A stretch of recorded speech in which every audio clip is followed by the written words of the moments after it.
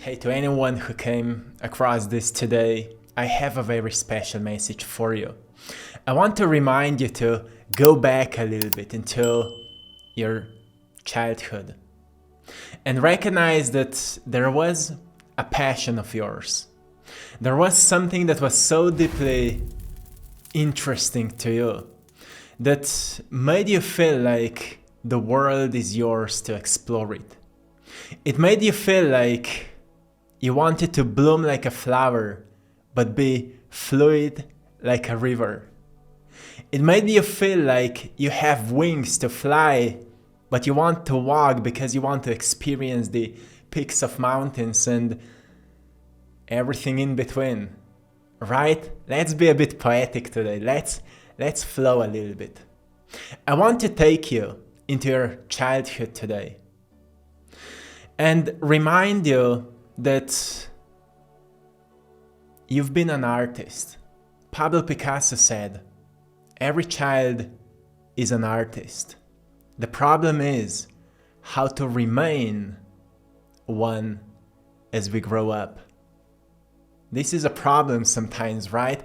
Because we have, daily troubles, daily responsibilities, daily chaos, and we just can't find time and maybe place and maybe inner peace to cultivate some of these childhood dreams and childhood playfulness, right? I want to help you to make this 2025 the year where you will fully in tune with your calling once again. And calling is not something mystical or something that requires a deep spiritual experience. It's rather just going back into this childlike state of purity. Obviously, many of us may find a hard time finding it because we've been through a lot. We've been hurt. We've been through maybe traumas. We've been through all kinds of weird experiences. And you may think for yourself, I'm not innocent anymore. I'm not pure anymore. I can't reconnect with my inner child, the dream of my childhood.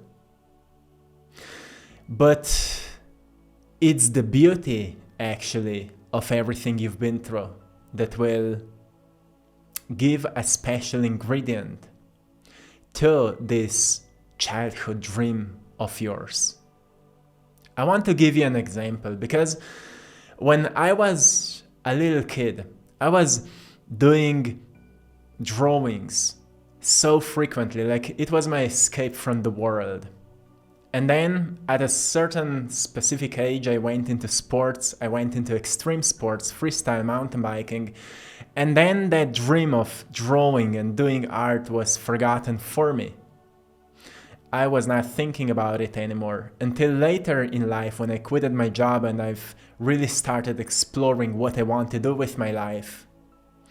As soon as I quitted my job and I had a little bit more time for myself, that dream returned and I started to feel this sense like, I want to start drawing again. I want to start expressing myself. And as soon as I've started it, I've experienced that same feeling as a little kid.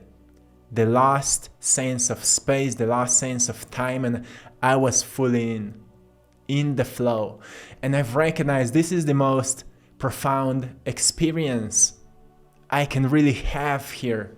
Like I can play, I can express everything that's within me that I couldn't express through words or any other way. And soon this passion of mine started growing. I've started seeing pictures and suddenly everything I've been through, all my passions that I was also interested in, like philosophy and spirituality and psychology and all these different fields of knowledge, started slowly coming together in a very interesting way. Like I've started noticing I'm seeing pictures in my mind's eye that explains certain philosophical concepts I'm passionate about. and I can draw them. So I've started drawing things like that, and I've noticed it's not so vivid, it's not so alive. I want to bring some colors to it, and I got this idea, oh, I could actually paint it. I could paint it. And suddenly I've started learning to paint. And that's how this journey started. That's why I wanted to take you back into your childhood and recognize that there was a passion of yours, there was a dream, there was something that you've been so deeply investigated in. And you thought for yourself, it would be so interesting if I could explore it. Maybe it was not possible for you. Maybe your parents didn't allow you, or maybe your circumstances were not so, like there was no opportunities for you back then. But maybe right now times are different. Maybe you have more resources. Maybe you have more opportunities than back then. But see, what happens if you really investigate it? Because so many times people write me like, how have you discovered your calling? Or can you help me to get deeper into what so many people call life's purpose? What is my life's path? How can I know if I am on the right path, if I'm really fulfilling my soul mission? Those are very big and deep questions that we don't even know if we can answer them. But if we ask ourselves what we've loved doing the most when we were little kids, we recognize that it was not everything. So if it was not everything, it was something more specific. And once we recognize that it was something specific, then we can dive deep in once again and firstly ask ourselves, are we still nourishing it? Are we still nurturing it? Are we still cultivating these qualities of ours? Because for me, for example, when I was a kid, I've been drawing many cars and sometimes houses, or I remember once, smartphones started coming out and I wanted to have one, and my parents didn't want to buy it for me. So what I did, I've started drawing them, and that's how I've satisfied that desire for having one. I've noticed it's not really about having it. I just want to investigate it. I was curious how it works, how it looks, and when I was drawing it, I've actually satisfied my desires for all these details that often make things interesting. So I've recognized it's a very profound experience when we cultivate our qualities. Like, I have an eye for details. So I love to investigate how something is built, why it was built, how it works. And then I would kind of mentally, separate it into pieces and observe each piece separately, and just, be amazed by how someone puts something together. I do the same thing with pattern recognition when it comes to human behaviors. I just investigate, for example, my behaviors, and I separate them on tiny little actions that are happening on moment-by-moment basis. I love doing that. And I've noticed that doing art is exactly this. You're making tiny lines moment by moment, and then eventually there's a painting. So I've recognized that all these, gifts of mine, qualities of mine, if I can package them well together, I will be serving an incredible purpose. Firstly, to myself, I will be having a good time doing this. I will be doing something that's valuable to me, which is investing my energy into something that brings me happiness, that puts me into the present moment, and that helps me to be aligned with myself. So this is very powerful, my friend.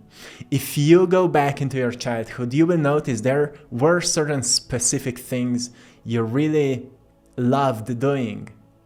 And if you return back to them, maybe many of you are already doing that. So maybe this message is more directed to those of you who are still not there yet, but you have craving for it. Your soul is craving this kind of playfulness. It's not just doing anything. It's not just playing around. It's not just seeking distractions. It's not just seeking pleasure. It's like soul pleasure. It's so much bigger than humanly pleasure. Not that it's wrong. There's nothing wrong with any pleasure. But soul pleasure is when you really feel like you're blooming. And you're only blooming when you're like nurturing your environment with your essence, right? That's how you bloom. And in order to nurture your environment with your essence, you need to know your essence. You need to know what are your core values, what are, what you really care about, what you really care about in your life. Some people care about happiness a lot and they want to make other people happy. Some people care a lot about abundance and they want to help other people make more abundance in their lives. Some people care a lot about health and they help people to become healthier. That's how you start nourishing your environment with your gifts, with your essence, right? It's not a hard thing to discover. The hardest part is to stay focused on it while the world is constantly presenting you all kinds of different distractions that are all attractive. So what we need to develop on our paths is a muscle that holds within a filter of discernment, like what is worthy of our attention and what's not worthy of our attention. And I needed quite some time to figure it out. I've recognized I need to have a very organized schedule because my mind is not organized.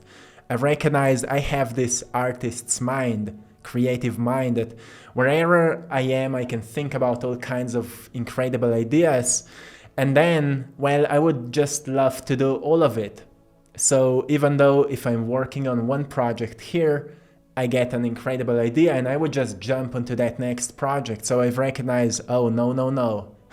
I can't be like that because then I will just keep starting new things and I will not finish anything. And therefore, well, you would never have daily messages from me if I would not schedule things for my mind to ground. So I've recognized my mind is like a playful kid, but my body needs to be strong like a warrior, grounded like an elephant, right? That's how I must be.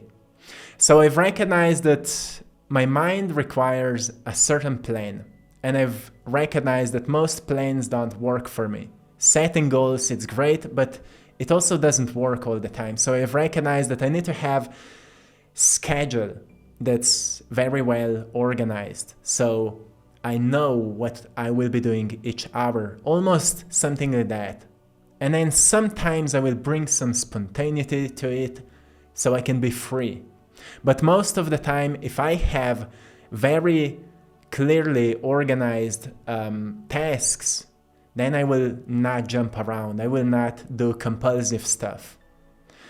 And if I train my body, like working out and spending time in nature, then I just feel more alive to do all of this. So this is something I found out for myself. So I can stay focused on the path that is mine. So I can really invest myself into what I want to experience out of my life, nurturing my talents, my qualities, but also getting something in return so I can make a living out of doing that.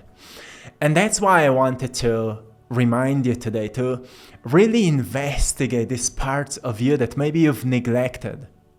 You see, in our lives, we've learned to take care of other people, to take care of our pets. Science says that most people will rather take care of their pets than take care of themselves.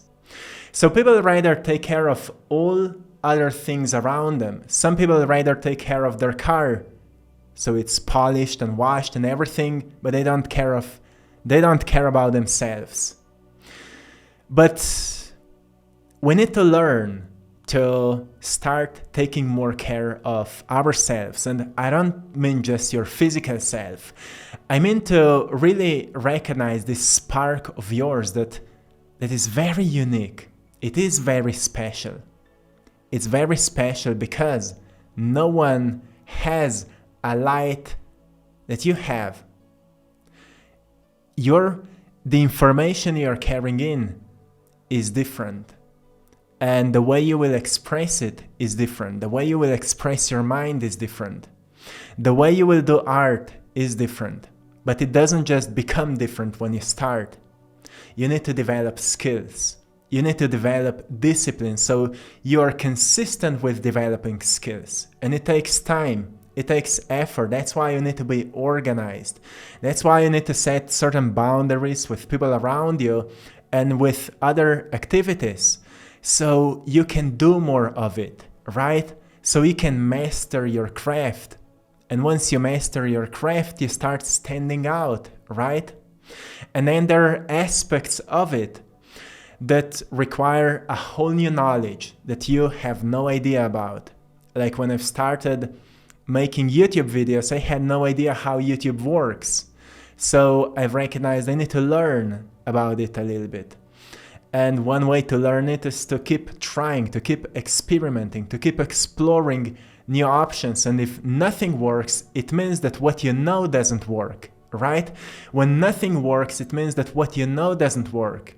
And because you don't know what you don't know, it means that you need to explore new aspects of knowledge that will help you to make it happen, right? And beautiful thing about learning is that it's not really focusing on what people are saying. But sometimes when people say something, it sparks a new idea for us, and then we initiate it in our unique way. So sometimes we copy someone just so we initiate ourselves, and then we get onto a path of greater authenticity and greater creativity. And that's how you start building your path.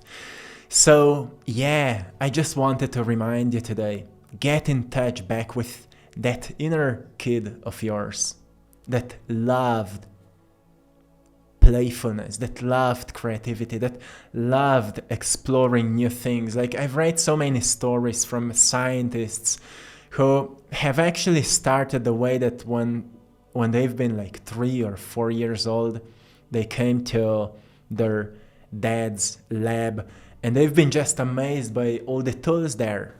They've been just looking around in amazement, like what they would do with all of it.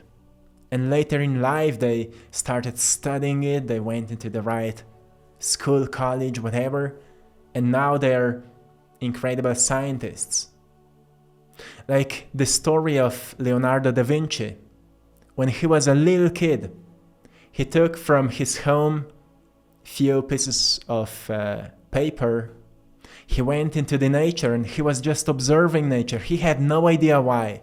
And he was drawing and looking how birds are flying, how the water is flowing, how trees are growing. And he was just writing and drawing and sketching and all of this. He had no idea why he's doing that. That's why philosophers call it the life task. It's something you've been born with. It's not something that you really taught yourself to do. Like, I was never thinking about starting drawing. When I was little, I just grabbed a piece of paper and I've started drawing. And because my father was an enthusiast for cars, he often had those magazines about cars, the latest cars, and I loved beauty. I still love beauty. I love technology. I love when people are, evolving the technology and sometimes how cars look like. I love these things. I love beautiful designs. And also as a little kid, I love that. So when I saw these new cars that I never saw outside, I was so inspired that I draw them. And when I was drawing them, I was amazed by all the details. And you see, that's my life task. I'm inspired by beauty. I'm inspired by patterns. I'm inspired by details. I'm inspired by, the essence of inspiration. I love this energy. And that's what I'm nurturing every single day, sharing it with you. So the thing is that once I've really embraced that, and once I've really started working hard on it, many things that used to be important to me in my life became less important, like certain type of distractions and certain types of, let's say, short, cheap pleasures, like whack food. Is that a word? Or something like that. I've noticed, well, if I really want to become good at something, I need to nourish myself well, so my brain can work well, so my body can work well, so I will not feel exhausted all the time because I'm in the flow state, because it sometimes becomes exhausting for your body. So your body requires nutrition, it requires energy, making it active. That's why I'm constantly talking about this to you, right? I want you to make this 2025 a year where you will devote yourself to that child of yours that, seeks freedom, that seeks playfulness, that seeks creative expression, that seeks whatever you're passionate about. I know some people are passionate about building systems, and they would never describe themselves as creative people, but they're actually, they just know how to put the right people together, how to find the right person for the right job in their companies, or which company to buy, or things like that. They just know how to put things together so a company can work, or so a certain system inside of a certain company can work. They're passionate about, algorithms and systems and statistics and all of that.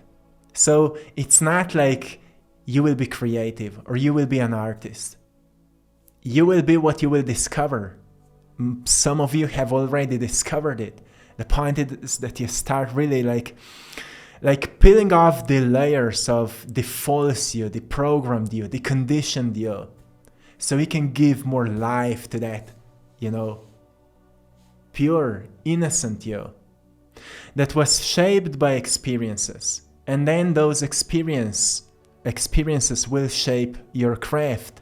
Like, I would never be able to do what I'm doing if I would not be through everything I've been through. And it helps me to have many different perspectives on how to express myself, to make my work relatable, inspiring, and still, well-grounded. So know that whatever you've been through was meant to be the way it was, but not to dim your light, not to shatter you, but to prepare you for everything you will be doing. So know that there is no need for rushing, there is no need for comparison, because you are a very unique individual. But also know that you need to develop a great sense of discipline, to work it, to maintain it, and to go through moments when you will feel like nothing works. Usually nothing works, as I said before, because what you know doesn't work. What you know is not enough. So you need to keep learning, keep educating yourself, keep expanding your mind and opening up to new perspectives, to new possibilities, and to new people. Because you never know when a certain person you will meet unexpectedly will open doors for you. Don't wait them, don't wish for it, but know that sometimes when you don't know what to do, there is someone that knows. And when you start meeting new people, going to places where this kind of people are hanging and exchanging information, you will recognize that, well, some people value what you already have. You just need to come to the right people. And that's something I found in my life powerful, because I had no idea that people will actually value art, that people will buy original paintings. And I found it very interesting.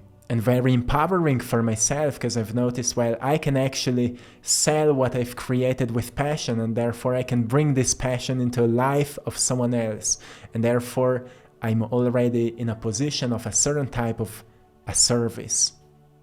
And you can do it too, my friend, in your own way. So I hope you found a great value in today's message. I'm sending you lots of love, blessings, and power. Thanks to everyone for choosing to support my work. You can find it on AttractPassion.com. Right now we are running a sale for the beginning of this year, 25 off on all the prints of my art. Go and check it out. We have some new designs. Check it out.